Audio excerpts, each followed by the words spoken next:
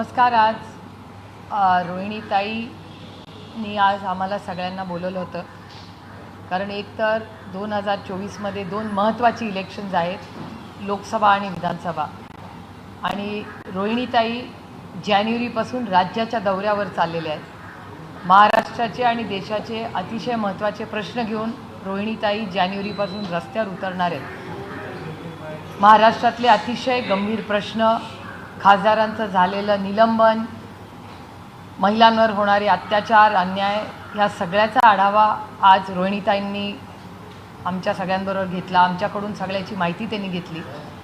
आणि रोहिणीताई जानेवारीपासून राज्याच्या दौऱ्यावर चालल्या आहेत. सगळ्या जिल्ह्यांमध्ये जातील, महिलांशी चर्चा करतील. महागाई, बेरोजगारी, महिलांवरचे अत्याचार, या सगळ्याचा आढावा त्या जानेवारीपासून घेणार आहेत. आणि महाराष्ट्रातल्या महिलांचे, युवकांचे जे महत्त्वाचे प्रश्न आहेत, त्यांची जी सुखदुःख आहेत, त्याला न्याय देण्यासाठी राष्ट्रवादी काँग्रेस पक्ष पूर्ण ताकदीने महाराष्ट्रातल्या या सक्षम, कर्तृत्ववान महिलांच्या बाजूने उभे राहणार आहेत.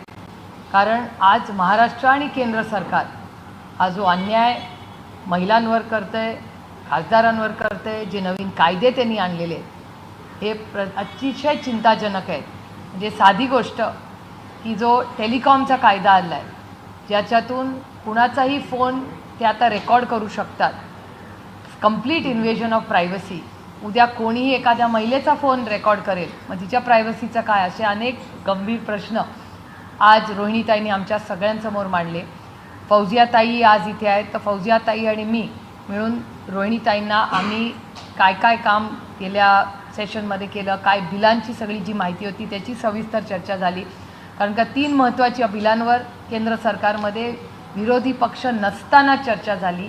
एक म्हणजे जो क्रिमिनल लॉचा बिल आहे, तो एक अतिशय महत्त्वाचा आहे. त्याच्यानंतर फोन रेकॉर्डिंगचा, आणि तिसरा मीडियाचा. त्यामुळे तिन्ही विरोधी पक्ष नसताना हे कायदे पास केलेले आहेत, जे असंविधानिक आहे. ज्या पद्धतीने आम्हाला काढण्यात आलं पार्लमेंटमधून, आणि पुढची दिशा काय, याच्यावर सविस्तर आमची चर्चा झालेली आहे. आणि पुढे हे प्रश्न महाराष्ट्राच्या मायबाप जनतेपर्यंत नेण्याचं काम रोहिणीताई करणार आहेत. आणि ह्याच्यासाठी आमची आजची मीटिंग. करणार नाही, आधीच आहे.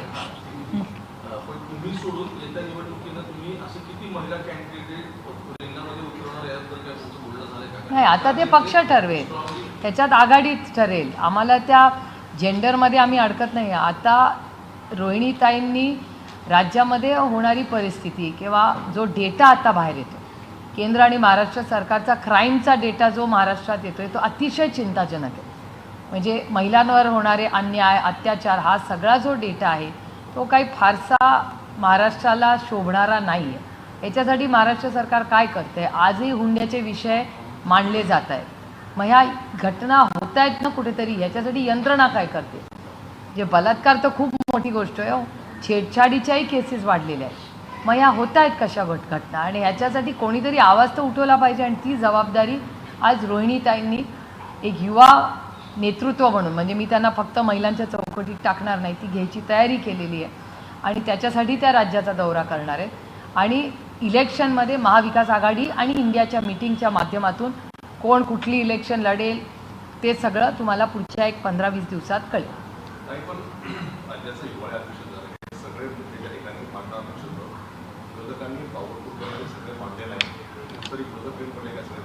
मला पण मी जे काय तुमच्या सगळ्यांच्या चॅनलवर बघितलं, मला वाटतं माननीय जयंत पाटलांनी ह्याच्यावर सविस्तर भाषणं केली आहेत, जी तुमच्या सगळ्यांच्या चॅनल्सवर मी पाहिली. आणि ते खोडायचंही काम महाराष्ट्राच्या उपमुख्यमंत्री, जे होम मिनिस्टर आहेत, गृहमंत्र्यांनी, त्यांनी केलेलं मी तुमच्याच चॅनलवर पाहिलं. त्याच्यामुळे जो डेटा कॅनॉट लाय ना, जयंतरावनी डेटा मांडला, तो खोडला गृहमंत्र्यांनी, पण डेटा हा त्यांचाच मंत्रालयाचा डेटा आहे ना, नंबर्स कॅनॉट लाय. त्याच्यामुळे हा सगळा जो मी पाहिला तो मी तुमच्याच सगळ्यांच्या चॅनल, कारण का आमच्याकडे दिल्लीत आंदोलन सेशन चालू होतं, तेव्हाच महाराष्ट्राचं चालू होतं.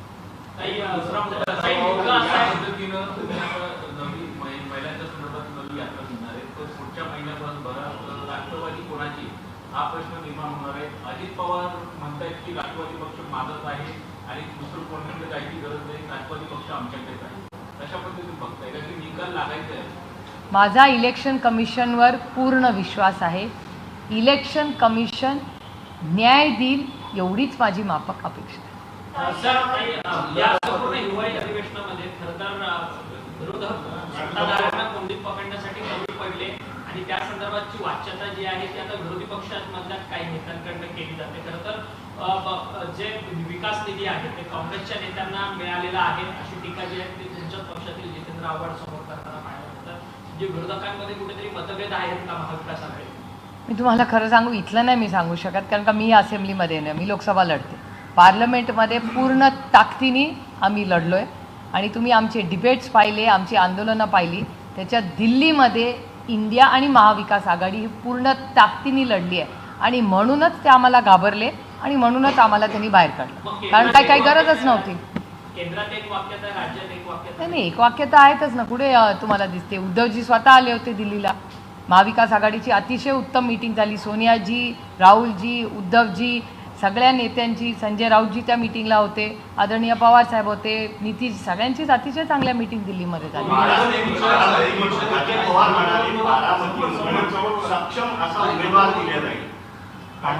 अहो, ही लोकशाही आहे. लोकशाहीत सक्षम उमेदवार द्यायला नको का?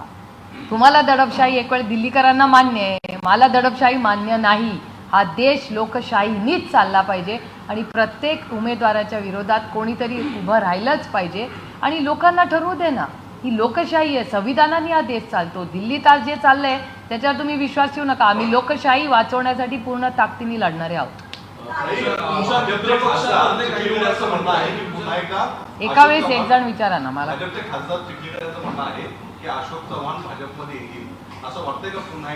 मला असल्या काय गोष्टी माहिती नसतात. मला माहिती नसतात असल्या गोष्टी. ज्यांना माहिती आहे त्यांना विचारा.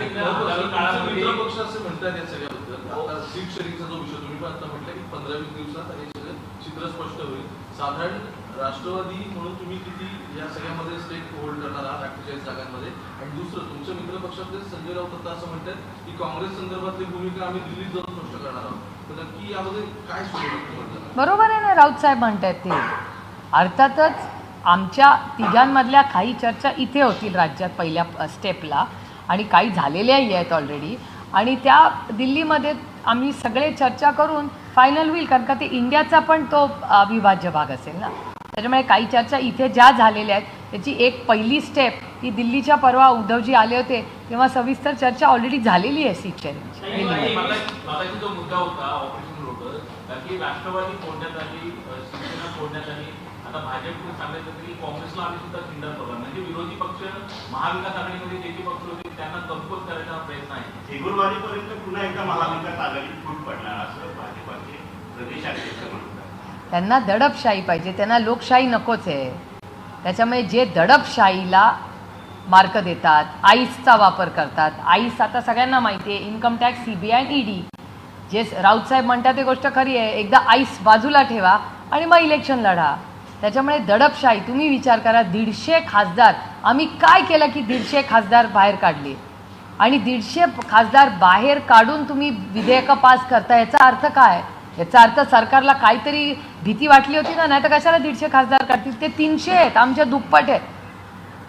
लोकसभेमध्ये काय गरज होती आम्हाला काढायची? असं काय आम्ही केलं होतं जे भारतीय जनता पक्षाने आधी केलेलं नाही? संजय राऊत यांनी म्हणजे खासदारकीच्या निवडणुकीमध्ये 23 जागा आम्ही लढणार ठाकरे गट असल्याचा दावा केला.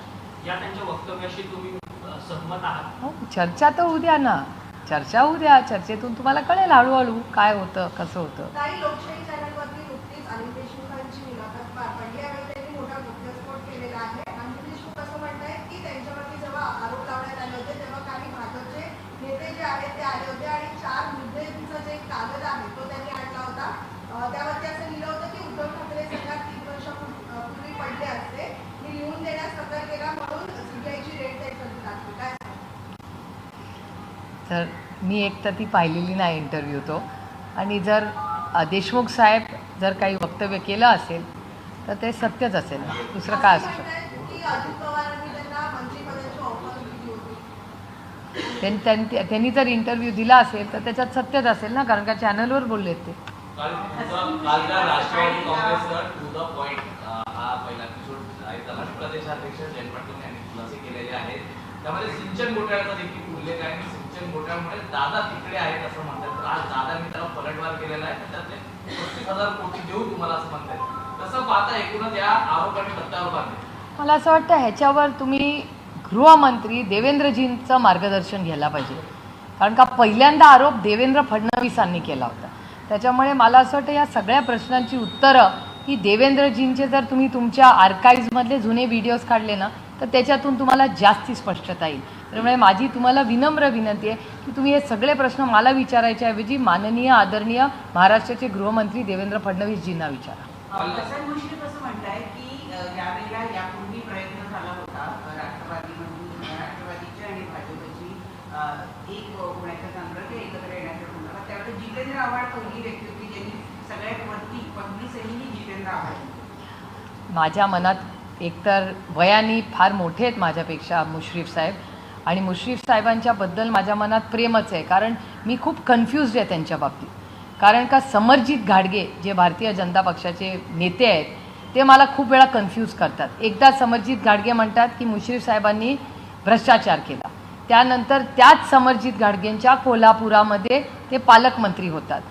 त्याच मुश्रीफ साहेबांच्या घरी ह्याच भारतीय जनता पक्षात जिथे समरजित घाडगे मेंबर आहेत त्यांच्या घरी ईडी CBI सकाळी 6 वाजता जाते आणि मुश्रीफ साहेबांच्या ज्या मिसेस आहेत त्या पूर्ण ताकदीने त्या ईडी CBIशी लढलेल्या आहेत. म्हणजे त्या माऊलीचं कितीही कौतुक केलं तरी म्हणजे मला खरंच कौतुक वाटतं त्या महिलेचं की ज्या ताकदीने त्या ईडी आणि CBIशी लढल्या आहेत की जर माझ्या घरात यायचं असेल तर जोपर्यंत माझ्या मुलांचं दूध येत नाही तोपर्यंत मी तुम्हाला आज देणार नाही. त्या पद्धतीने ती माऊली लढलेली आहे. खूप कौतुकाची आणि अभिमानाची गोष्ट आहे. एक महिला म्हणून तर फारच माझ्यासाठी अभिमानाची गोष्ट आहे. त्यानंतर अनेक घटना झाल्या. तर असे आरोप प्रत्यारोप जेव्हा होतात ना तेव्हा मला समरजित घाडगेंपेक्षा भारतीय जनता पक्षाला प्रश्न विचारायचा आहे की मुश्रीफ साहेब आरोपी आहेत किंवा नाही. जर आरोपी असेल तर भारतीय जनता पक्षाला माहिती आहे काय करायचं आणि आरोपी नसतील तर राष्ट्रवादी काँग्रेस पक्ष मुश्रीफ साहेब आणि आदरणीय पवार साहेबांची भारतीय जनता पक्षाने माफी मागितली पाहिजे की जे आरोप समरजित घाडगेंनी केले ते खोटे होते. त्याच्यामुळे ह्या भारतीय जनता पक्षाने जो अन्याय मुश्रीफ साहेबांवर केला त्याची माफी भारतीय जनता पक्षाने मांडली पाहिजे. कारण का त्यांचं कुटुंब कशातून गेलंय हे मी नाही एकटीनी. त्यांच्या वेदना, त्यांचं दुःख, त्यांची अस्वस्थता ही सगळी उभ्या महाराष्ट्राने तुमच्या सगळ्यांच्या चॅनल्सवर पाहिलेली आहे. परंतु जितेंद्र आव्हाड होते का म्हणजे की जेव्हा चर्चा झाली मला नाही माहिती. मी तुम्हाला खरं सांगू माझ्या माहितीप्रमाणे तर नव्हते. आता मुश्रीफ साहेबांना काही वेगळी माहिती असेल तर मला माहिती नाही. मला लिमिटेड गोष्टी माहिती असतात. मी माझ्या कामाची मतलब ठेवते. काँग्रेस आणि राष्ट्रवादीमध्ये समन्वय दिसून येते. वडट्टीवार असतील आणि जितेंद्र आव्हाड असतील हे तर सध्या आक्रमक झाले एकमेकांवरती आरोप करण्यास. तुम्ही खूप मोठा स्टेटमेंट करताय. कालच आदरणीय पवारसाहेब आणि राहुल गांधी आणि सोनियाजी गेले 2-3 दिवसात किती वेळा एकत्र होते. त्याच्यामुळे एखादं स्टेटमेंट एका मोठ्या कुटुंबामध्ये एखादं स्टेटमेंट कमी जास्त झालं म्हणून जे पालकाच्या जागेवर सगळे आहेत ते रोजच भेटत आहेत. काल तुम्ही फॉलो नाही का केली स्टोरी आमच्या दिल्लीच्या आंदोलनाची. पण हे दोन्ही पक्षाचे महत्त्वाचे नेते आहेत वडट्टीवार आणि जितेंद्र आव्हाड यांच्यामधला जो काही कलगीतुरा सुरू आहे तो त्याच्यातून मार्ग चर्चा करून मार्ग काढू की मला समजून घ्यायला लागेल. मी तर काल दिल्लीत होते. मी तुमच्याचकडून ऐकते त्याच्यामुळे मी माहिती काढीन काय झालं. कारण का काल योगायोगाने आमचं जे आंदोलन होतं त्याच्यानंतर राहुलजी मी आणि आदरणीय पवारसाहेब एका गाडीतूनच आमच्या घरी आलो आणि नंतर चर्चा झाली. त्याच्यामुळे राष्ट्रवादी काँग्रेस आणि काँग्रेसमध्ये अडचण आहे किंवा काय हे म्हणणं खूपच थोडंसं बाळबोध होईल असं मला वाटतं. काँग्रेसचे नेते राज्यातले कॉम्प्रोमाइज झाले त्या सत्ताधाऱ्यांबरोबर असाच प्रश्न निर्माण होतो. कारण की विकास निधी जो आहे तो काँग्रेसच्या 4 महत्त्वाच्या नेत्यांना गेलाय. हे उघडपणे तुमचेच नेते बोलतात. नाही कॉम्प्रोमाइज असं नसेल. सगळं काय म्हणजे कॉम्प्रोमाइज असेल असं मला वैयक्तिकपणे वाटत नाही. कारण का एखाद्याला निधी आला म्हणजे तो कॉम्प्रोमाइज असं होऊ शकत नाही ना. त्यांनी त्याचा फॉलोअपही करू शकतं तेही असू शकतं. त्याच्यामुळे आपल्याला आता मी कालच रात्री दिल्लीवरून आले. तुम्ही मला खूप माहिती दिलेली. जरूर मी दोन्ही नेत्यांशी बोलून त्याची माहिती नक्की घेईन आणि त्याचं उत्तर तुम्हाला देईन. काही राज्यात एक महत्त्वाचा प्रश्न सध्या सुरू आहे तो म्हणजे मराठा आरक्षणाच्या संदर्भात आज ते अल्टिमेटम म्हणजे उद्यापासून आंदोलन 24 तारीख ना. पण आज दुपारपर्यंतची वेळ दिलेली होती राज्य सरकारशी संवाद साधण्याची. तर ती बहुतेक तरी होताना दिसत नाहीये. मुंबईमध्ये उद्या ते आंदोलन होण्याची शक्यता आहे आणि त्यामुळे कायदा सुव्यवस्थेचा प्रश्न निर्माण होईल असंही चित्र दिसून येत आहे. तुम्ही या सगळ्याकडे कसं पाहता, यातून काय मध्यस्थ मार्ग काढला पाहिजे आणि तो कुणी काढला? सरकारने, अर्थातच सरकारनी कमिटमेंट, मी तुम्हाला कमिटमेंट दिली तर जबाबदारी माझी नाही, रोहिणी त्या कशी जबाबदारी घेणार? तर सरकारनी जर कमिटमेंट केली असेल तर सरकारकडे काहीतरी मार्ग असेल. ताई, कालच्या एकूणच सभेमध्ये अजितदादा असे म्हणून बिघडले की आम्ही कौटुंबिक कार्यक्रमात जरी एकत्र आलो असलो तरी माझा निर्णय हा झालेला आहे आणि त्या निर्णयावर मी मागे फिरणार नाही. याचबरोबर जर का आमच्यावरती टीका आली तर ज्येष्ठ सोडून बाकी सगळ्यांवर सडेतोड उत्तर देण्याचं देखील त्यांनी सांगितलेलं आहे. कसं पाहता या विधानाला? ही लोकशाही हो, जरूर. मधल्या काळात काही ओवाळण्याचे वगैरे फोटोज बाहेर आले, मग त्याच्यावरून दबक्या आवाजात चर्चा सुरू झाल्या, पण कोणतीही मॅच फिक्सिंग नाही असं त्यांनी म्हटलं. तुमचं स्टँड काय? हो, चांगली गोष्ट आहे ही, चांगली गोष्ट आहे. मी त्याचं मनापासून स्वागत करते.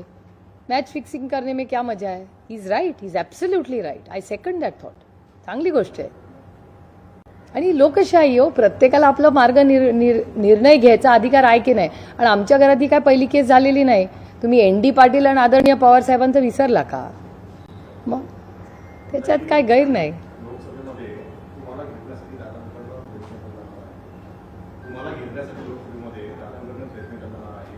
सोबत भाजप आहे. किती तयारी? मी माझा अभ्यास केलाय. आता लोक, मायबाप, जनता ठरवेल. बोलो, मराठी झालं का सगळं? सुषमा अंधारेंनी जी त्यांच्या विरोधात हुक्कामुक्का आणला होता त्या विरोधात आता माफी न मागण्याचा निर्णय घेतलेला आहे. पत्र देखील तसं त्यांनी सभापतींना पाठवलेलं आहे. खरंच तो हुक्कामुक्का योग्य वाटतो का? मी तुम्हाला खरं सांगू, मला म्हणजे भारतीय जनता पक्ष हा महिला विरोधी पक्ष आहे. महिलांनी काही केलं ना की त्यांना ते झेपत नाही आणि आवडत नाही. हे त्यांच्या DNA मध्ये आहे. मी अनेक तुम्हाला उदाहरणं देऊ शकतात. त्याच्यामुळे ते महिला विरोधी आहेत. त्यांना महिला कर्तृत्ववान झालेल्या, सक्षम झालेल्या हे त्यांना आवडत नाही. हे अनेक त्यांची उदाहरणं, data speaks for it self. त्याच्यामुळे अशा गोष्टी, जी महिला एखादी गोष्ट बाहेर बोलती, लोकशाही आहे, पण यांना लोकशाही नको आहे. ह्या देशामध्ये दडपशाही झालेली आहे.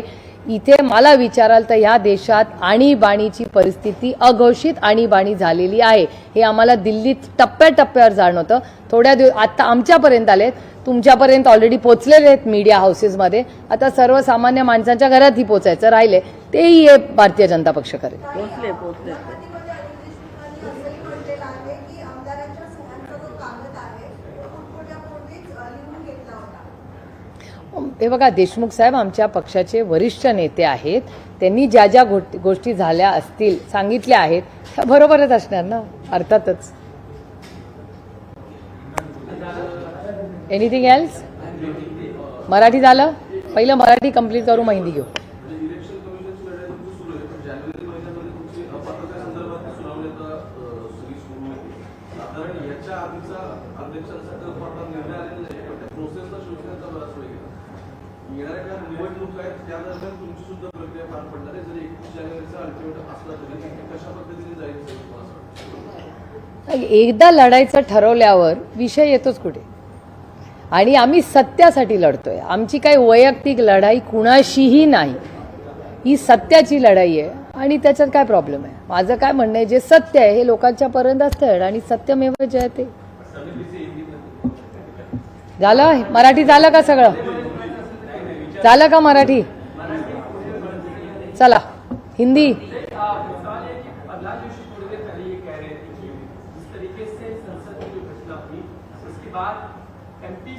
कांग्रेस के एमपी ने दूसरे को मैसेज कंप्लीट किया कि इस पूरे घटनाक्रम का एडवांटेज पॉलिटिकली लेना चाहिए. नहीं, देखो, प्रहलाद जी बड़े नेता है, पार्लियामेंट्री अफेयर्स मिनिस्टर है. मेरे मन में उनके बारे में आदर ही है. लेकिन जिस तरह से वो घटना रही, मैं खुद पार्लियामेंट में थी जिस दिन हल्ला हुआ, और हमारी मांग क्या थी? हम सिर्फ चर्चा चाहते हैं और हम चर्चे के लिए तैयार थे. लेकिन सरकार चर्चा नहीं करना चाहती, इसलिए 150 MPs को निकाला गया. नहीं तो क्यों निकालते 150 लोगों को? देश के इतिहास में कभी ऐसे नहीं हुआ है.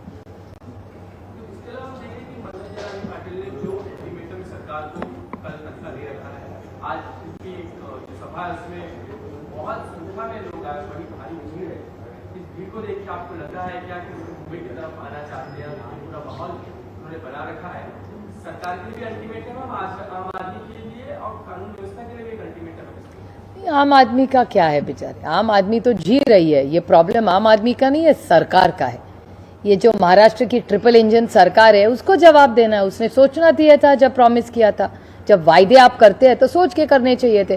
शायद उनके पास हो भी कुछ फॉर्मूला, पता नहीं, कल पता चलेगा। 24 तारीख दिया है ना, तो 24 तारीख तक रुकते हैं, देखते हैं क्या होता है। क्या आप भी वेट एंड वॉच में सरकार क्या करती है? वेट एंड वॉच का सवाल नहीं है।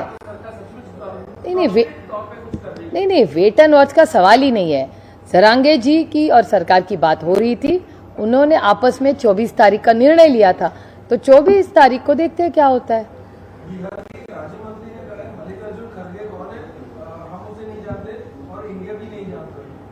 मैं बताऊं, मैं आपको एक बात बताऊं, ऐसे जब सवाल आते हैं ना तो मुझे अरुण जेटली जी याद आते। अरुण जेटली जी हमेशा कहते थे कि आप अगर दिखाना बंद करेंगे ना तो लोग बोलना कम करेंगे।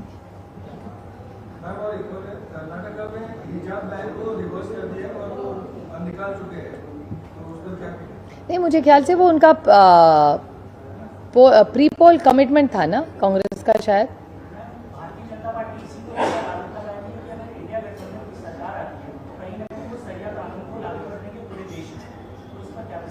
किसने कहा है ये?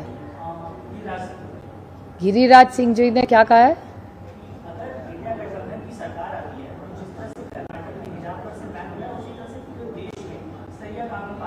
ये उनका मत है, हमारे लिए तो लोग शायद जो बोले चैनल चालू है बोलते रहे। कर्नाटक में कुछ हिजाब को लेके कह रहे हैं कि कर्नाटक सरकार ने कुछ वादे किए कि पूरे नहीं किए, हिजाब जो बैन है वो लिफ्ट होना चाहिए। कई ऐसे एमएलए जो है वो कहने लगे। वो कर्नाटक का अंतर्गत मालदा है, सरकार है, वहाँ के मुख्यमंत्री है, वो निर्णय ले लेंगे, अपने को पता चलेगा। हर चीज में एक ओपिनियन होना चाहिए। ये कौन सी जगह है?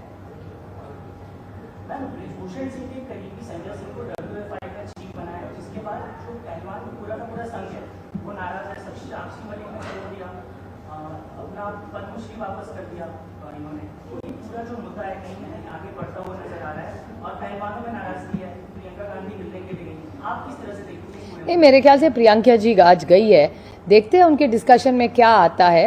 और मेरे ख्याल से केंद्र की जो सरकार है उन्होंने इनके बारे में सुनना चाहिए, टाइम देना चाहिए। स्पोर्ट्स मिनिस्टर जो देश के है वो मिल ले उनसे।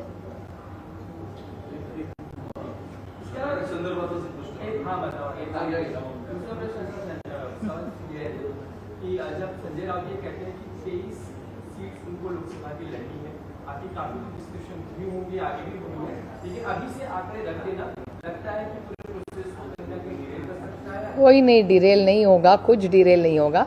बातें बहुत अच्छी तरह चल रही है, दिल्ली में भी बात हुई है। आगे आप देखेंगे एक 15-20 दिन में सब अनाउंस हो जाएगा। लेकिन अभी से ये जो आंकड़े ये जा रहे हैं उसकी जरूरत लगती है आपको? है इसका ठीक है, अरे अधिकार है सबको बोलने का। आपको ऐसे क्यों लगता है? आप लोग भी वो दड़पशाही के पीछे पड़ गए, मुझे लगता है। हम लोग शाही में, ठीक है, कैमरा चल रहा है, लोग बोल रहे हैं, मन की बात कह रहे हैं। मन की बात क्या सब एक ही आदमी कह सकता है? हम लोग नहीं कह सकते। ये कोई कैसा अन्याय है हम पे?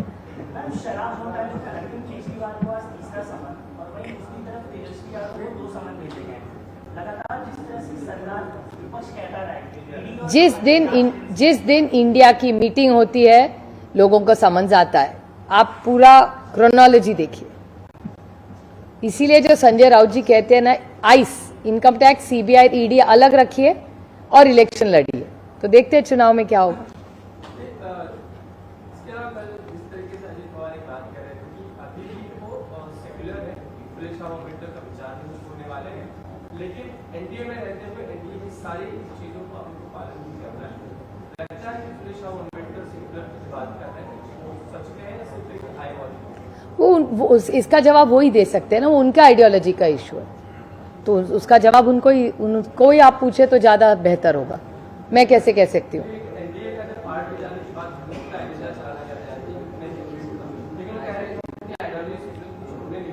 इसका सवाल आप देवेंद्र जी और अजीत पवार दोनों को आपको पूछना पड़ेगा, क्योंकि अलायंस में वही दो है, तो आपको उनको ही पूछना पड़ेगा कि उनकी दोनों की क्या अरेंजमेंट है, वो मुझे नहीं पता। अजित पवार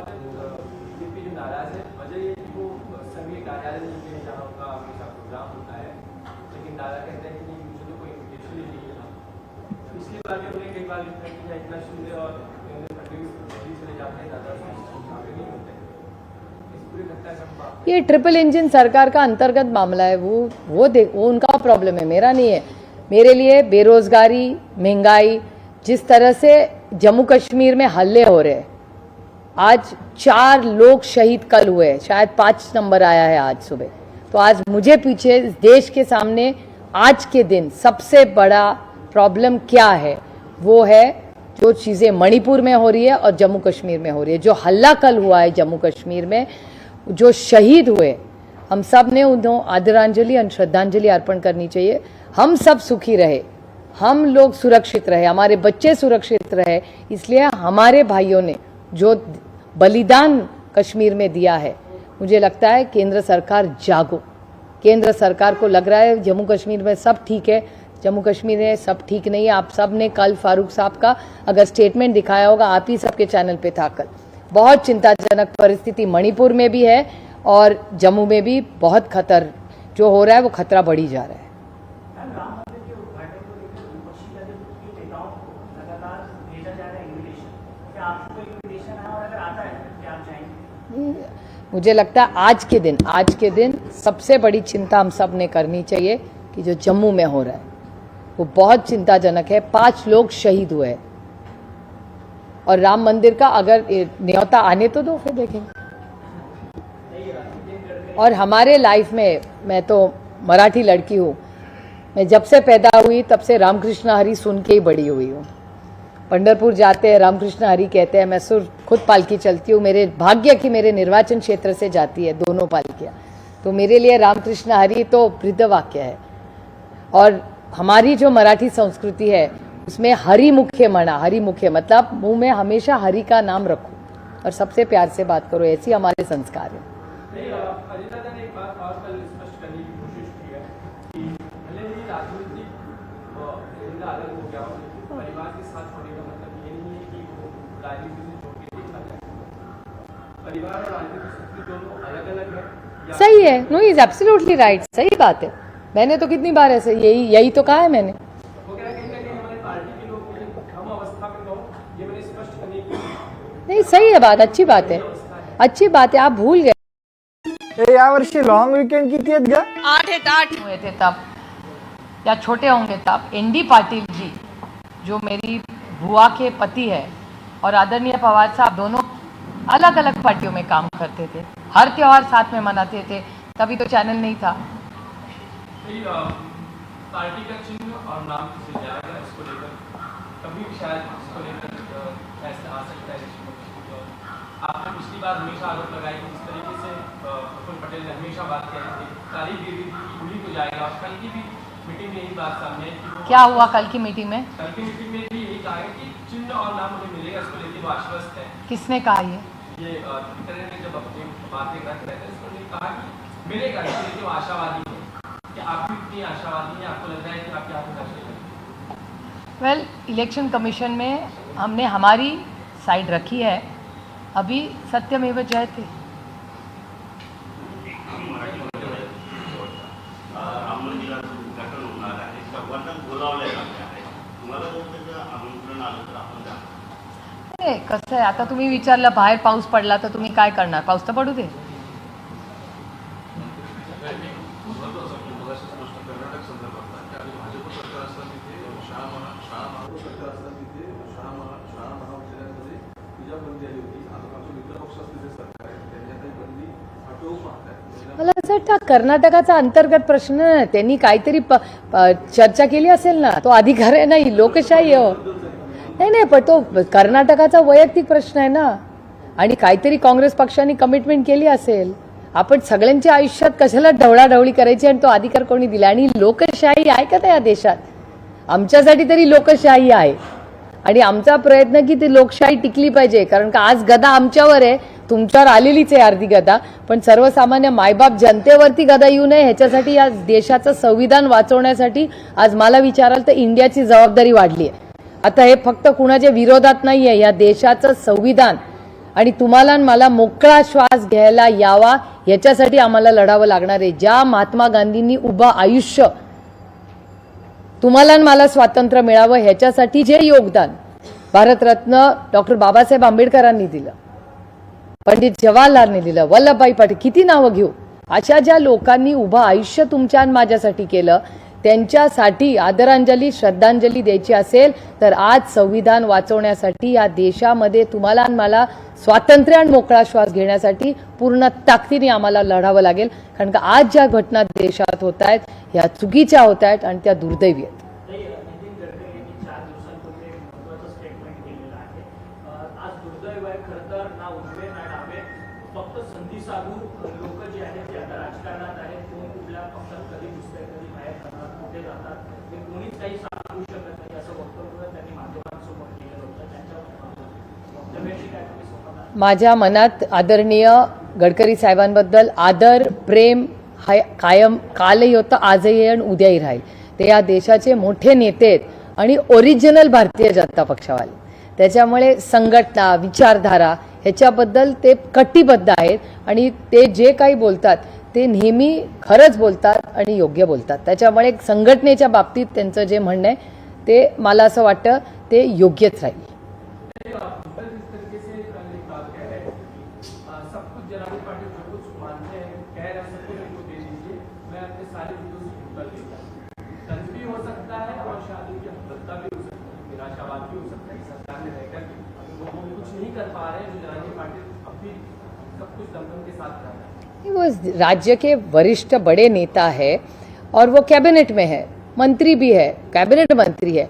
तो अंतर्गत उनके वो ये ट्रिपल इंजन खोखे की जो सरकार है उसमें क्या चिंता होती है वो वही जान सकते हैं ना. हम थोड़ी सरकार में है ना, यहाँ है ना केंद्र में. तो इस सरकार में कुछ कोऑर्डिनेशन नहीं है ऐसा दिख रहा है, क्योंकि बहुत सारे कैबिनेट मिनिस्टर जो कैबिनेट में कहना चाहते हैं वो तो बाहर कह रहे हैं. तो मुझे अगर पूछे तो कांग्रेस एनसीपी का आपने पूछा, उससे ज्यादा मिस कोऑर्डिनेशन, डिसकोऑर्डिनेशन, नो कोऑर्डिनेशन, ये सब महाराष्ट्र की ट्रिपल इंजन खोखे सरकार में है. क्योंकि जो बोलते हैं वो कैबिनेट में नहीं बोलते, वो आपके कैमरे में से पता चलता है हमको. सरकार के बारे में ये कह रही है कि हम कहीं से भी ओबीसी आरक्षण को कहीं भी डिस्टर्ब नहीं करेंगे और मराठा समाज को अलग से आरक्षण देंगे. तो अच्छी बात है, बहुत अच्छी बात है. इससे पीपल नाराज है. अभी वो देखिए, वो उनके कैबिनेट और उनके गठबंधन का अंतर्गत मामला है. सो क्लियरली पता चल रहा है कि ये ट्रिपल इंजन खोखे की जो सरकार है उसमें कोऑर्डिनेशन है. नहीं तो एक वरिष्ठ कैबिनेट नेता जिन्होंने इतने साल इस देश की सेवा की, राज्य की सेवा की, मेहनत की, उनको अगर चैनल्स पे बोलना पड़ता होगा, इसका मतलब क्या है कि उनकी सुनी नहीं जा रही है राज्य में. कैबिनेट मीटिंग में कोई मान सम्मान नहीं शायद दे रहा होगा, सुन नहीं रहा होगा, इसलिए वो दुखी होकर आपको बोल रहे होंगे.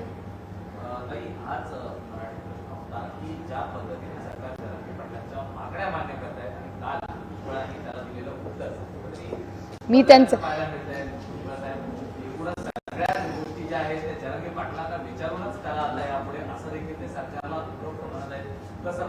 एक तर आदरणीय माननीय भुजबळ साहेब वयाने मोठे आहेत, ज्येष्ठ आहेत आणि त्यांच्या वेदना जर त्या तुमच्यासमोर मांडत असतील तर याचा अर्थ काय होतो की ते हताश होऊन कदाचित महाराष्ट्र सरकार त्यांचं ऐकत नसेल. ते या देशाचे मोठे नेते आहेत, वरिष्ठ नेते आहेत आणि त्यांनी ह्या सगळ्या विषयामध्ये दुर्दैवाने त्यांचं कोणी ऐकत नाही. किती वर्ष त्यांनी मेहनत केली, 40-50 वर्ष ते राजकारणात समाजकारणात आहेत. शून्यातून एवढं मोठं त्यांनी जग विश्व उभं केलंय. त्याच्यात कॅबिनेटमध्ये म्हणजे मला आठवत आहे की राऊत साहेब म्हणायचे कॅबिनेटमध्ये गँगवॉर चाललाय का, गँगवॉर चाललाय. कदाचित त्या गँगवॉरमुळेच भुजबळ साहेब दुखावले गेले असतील.